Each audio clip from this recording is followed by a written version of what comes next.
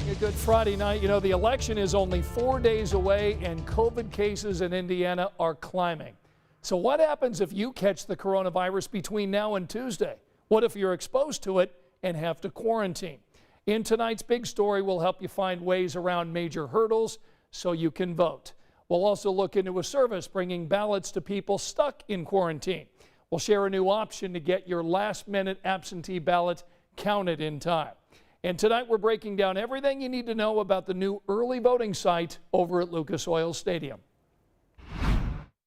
Even if a COVID diagnosis or exposure has you stuck quarantining inside your house, it doesn't have to keep you from your right to vote. And these two folks are part of the reasons why. Every voice counts. Tom Williams, a Republican, and Paula Wilcox, a Democrat, are volunteers with Hamilton County's Travel Board, a bipartisan team of election workers who will come to a voter's home to take their vote if the person can't get out of their house. We actually go in the morning and the clerk's office has a list of people that have called in and requested for us to come out to their house because they're shut in for one reason or the other. Travel boards aren't new. Every county has them. What's changed this year, though, is COVID. When they're been exposed to COVID, that we stay outside. We don't ever go inside the house. We're masked up. We got gloves on. We Lysol everything when we get back to the car. I think we take all precautions we can to make sure that we're not going to be infected with anything. Here's how it works. You fill out your ballot, put it inside a privacy envelope, and sign and date it. Then the travel board signs it too. Right now, travel board volunteers have visited dozens of homes in Hamilton County, 6 in Johnson County, and more than 1,000 in Marion. To get an appointment, you have to fill out a request form and email it back before noon on Monday so your county election board can set up an appointment to come to your house before midnight Tuesday morning.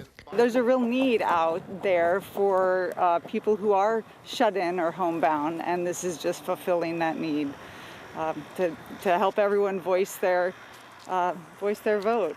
It's an important election. Now, for absentee voters, time's pretty much up to mail in your ballot, but the post office is offering a few last-minute options. They're setting up a ballot drop-off location at the main post office here in downtown Indy. It's open this weekend from 10 a.m. until 2 p.m. and again Monday from 3 until 10. Voters from any county can use that service those days, but on Tuesday, Election Day, it's only available for Marion County voters. Now, if you don't want to drop yours off downtown, you can hand it directly to your county election board. Remember, if your absentee ballot isn't in their hands by noon on Tuesday, it won't get counted. So if you do want to vote early, you still have just a few days left to do just that. And city leaders right now are opening up Lucas Oil Stadium in an effort to cut down the line. So if you want to go to the stadium, here's what you need to know. The early voting will be open tomorrow and Sunday from 10 until 5. They expect they're going to move about 400 people through every hour. You will need to park in the south parking lot. That's going to open hours before the polls open. And we're seeing a lot of viral posts and questions this year about voter intimidation at the polls. So in a few minutes, our Verified team will tell us how often this really happens and what you can do to protect yourself. No matter how you're voting this year, make sure you check out our voter guide. It's on WTHR.com.